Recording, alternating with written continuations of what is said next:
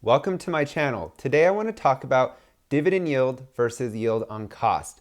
This is something that I think is very beneficial and worth listening to, especially if you own any company out there that pays a dividend. So with this concept, it's a great performance measurement of your portfolio, and especially if you are a dividend growth investor. So we're going to talk about this. I put it together an excellent example that will help you understand this because it helped me. I'm a visual person, I'm a visual learner. And so let's get started. Now, with every single video, I share my portfolio performance. And I just want to thank all my subscribers because this means a lot to me that you guys follow me week after week, video after video, give me your insight, your input, any recommendations. And my promise to you guys is to always show you my portfolio performance, whether it's doing good or doing bad. And so if you like that type of content and you're new, be sure to subscribe. Now let's look at my portfolio performance. We'll see here, there's been some drastic improvement. I was between, I'd say 4 and 6% in the red. Now I'm less than 1% in the red. That's about $450 of unrealized loss. Things can change fast in the market. It's like an ocean. It goes up, it goes down, and you just don't know. And right now, I'm doing good, but I have to say I'm a little sad because I like buying at great valuations, cheap valuations, shall I say. The opportunities now are getting less and less, but you never know. The tides might turn. I think they will as earnings come in throughout this next year. I think some companies will start to struggle with the inflation finally taking a hit. So you'll notice this big yellow arrow that's pointing towards the growth and the gain and loss is covering my dividend yield and yield on cost percentages because I will be revealing that in a little bit. So I want to jump to my example that I put together. This is going to help us show you the power of following your yield on cost versus the dividend yield of your portfolio as a whole. So you'll see on this very left side, for each example, I'm going to reveal the annual dividend that a made-up company is paying. So this is all hypothetical. The stock price, the dividend yield, the stock purchase price, or cost basis is what it's called. So it's basically whatever price you buy into a stock, that's your purchase price, right? And then when you keep adding, you just average it. So if you buy at 80 bucks here and 100 bucks there, you average that together, that's your cost basis or your stock purchase price average. Then there's something called the yield on cost, which we are going to explain here now. So I made up stock A. I should have called it Mark LLC, but I didn't think of that in time. So let's say now in this month, January of 2023, stock A pays an annual dividend of $2.50. This is how companies pay dividends. They choose a yearly amount and then they choose how they want to divide that out. So usually quarterly payments is popular. So for example, you take this $2.50, divide it by 4, and that's what gets paid out each quarter. So this stock pays $2.50 annually. Its current stock price is $185. So if you take that $2.50 divided by the 185, you get a dividend yield of 1.35%. So that's what the yield it's paying out based on its stock price. And that comes out to that $2.50. Now, you decide to start a position in this stock A, and you buy in as well at $185 per share. So that's your stock purchase price. That's your average cost, your cost basis. There's a few names for it. And it's going to obviously come out to the same yield. And this is called your yield on cost because you're comparing it based on when you buy the stock at what price, and then you average that out depending on how many shares you buy thereafter. So it's also 1.35%. So you'll always take that annual dividend amount of $250 and either divide it by the stock price to get the dividend yield or by your stock purchase price, which is your yield on cost. So I hope this is making sense, and as we go on, I think it'll make more and more sense. So now let's say next month, February of 2023, stock A, it's still paying out that annual dividend of $2.50, but its stock price increases from $185 per share to $190 per share. Well, what that's going to do to its dividend yield is it's going to decrease it. So it went from 1.35% now to 1.32%. And again, you take that 250 divided by the 190 and you get to that 1.32%. But you have not added any more shares. So your cost basis is still the $185, which means your yield is staying at that 1.35% because you're taking that 250 divided by the $185 dollars that you bought that stock at. So now let's move on to March. In March, this company did something that most, in fact, all good dividend paying companies do. They increase that annual dividend that they pay out. So they decide to say, well, instead of paying $2.50 a year, we'll pay $2.55 per year now. So that changes things. Let's say the stock price stays flat, it's still $190. Well, that's going to increase the yield, obviously, if they raise the annual dividend. So it went from 1.32% to 1.34%. Now, you have not bought any more shares at this point, so your cost basis is still $185, and your yield goes up as well from 1.35% to 1.38%. So right now, you are beating the dividend yield of this company at this point in time by 0.02%. So now if we move to April of 2023, we will see here that the dividend yield is now at that $2.55. This stock appreciates now to $195 per share.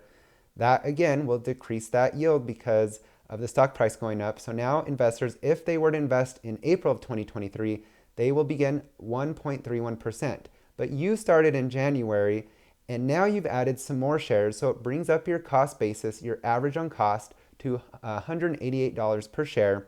And that gets you to your yield on cost of 1.36%. So you're getting a 1.36% yield, dividend yield with this company. That's your yield on cost versus anybody who would buy in now in April 2023 would be getting a 1.31%. So this last column is the most important because we are long-term investors. That's how we make money. That's how we win in the stock market. All these investors that like to do short trading, day trading, whatever you call it, they're basically gambling, and the majority of them are going to lose their money. It's just, I've never honestly have seen it turn out well. I've heard of stories, but they're so rare, it is like winning the lottery. So you want to be invested for the long term in quality companies, and I'll explain quality companies in a minute, but now in December of 2030, so about 7 years later, this company over the years, like a good dividend growth company, has raised its annual dividend year after year, and it now sits and pays $5 per share. So since then, the stock has appreciated from $195 to $331. So currently, they are paying 1.51% dividend yield if you're to buy at December of 2030. But you've bought since January of 2023, you've averaged in when there were dips or whenever you felt you needed to, and your average on this company, your cost basis, your average cost is $200 per share. What that gets you is that $5 divided by that $200 per share, your average, is a yield on cost of 2.5%. So you're getting 1 more percent than investors that invest in the stock at December of 2030.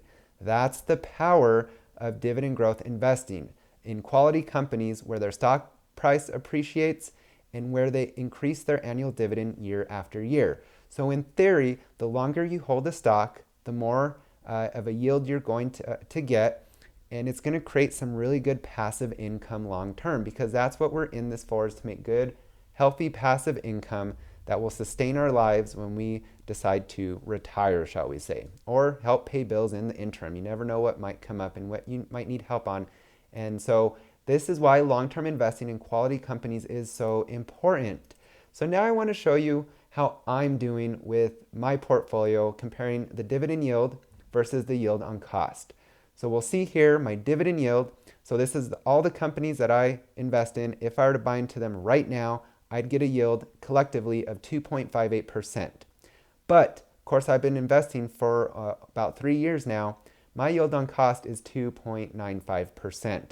So this shows me that I am doing something right, that these companies overall net are quality. Of course, I have some winners, I have some losers, but this is the power of long-term investing in quality dividend-paying companies. Now, quality companies, I'll probably do a separate video on this in the future, but some things you want to look for, you want to study their balance sheet, see if they're highly leveraged. You want to look at the management team. You want to see if this company is innovative, what type of investments they're doing, what type of returns they're getting on those investments.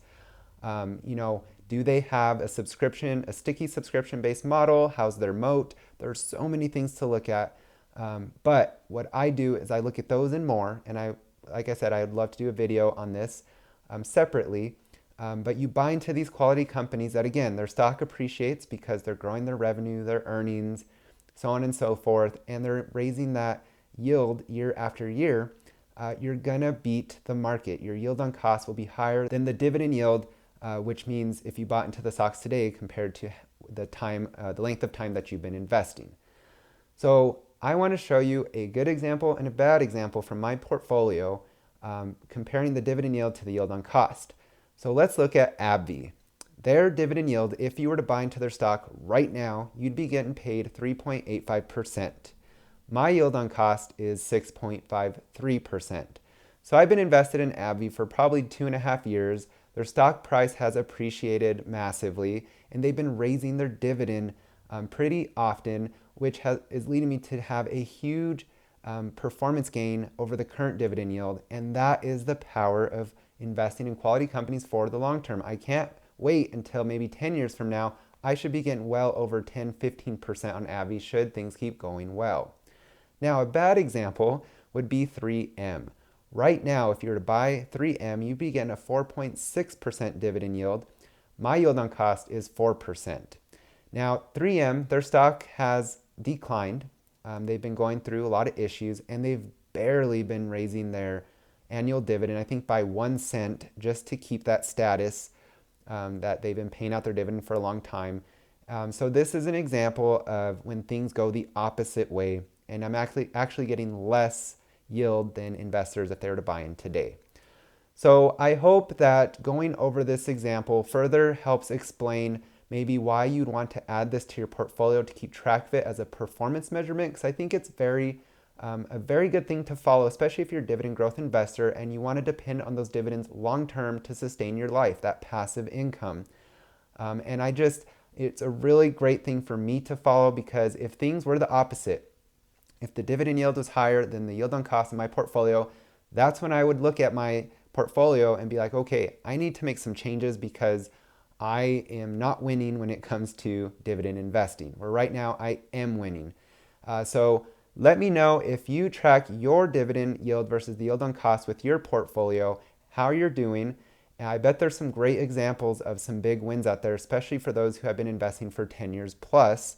And I hope someday to have a yield on cost of 10+%. I think that's highly doable, especially, in a decade or two. And that's just allowing us to collect more money based on what we've invested. And that's a great thing. I want to be able to retire early, or at least when I do retire, have my dividends pay half of my expenses even would be awesome. So yes, let me know what you thought, if this was helpful. Again, thank you guys so much. I hope you consider subscribing if you're not. And thank you to all those who are subscribed. It means the world to me. And I look forward to bringing you some more content soon. Have a great day.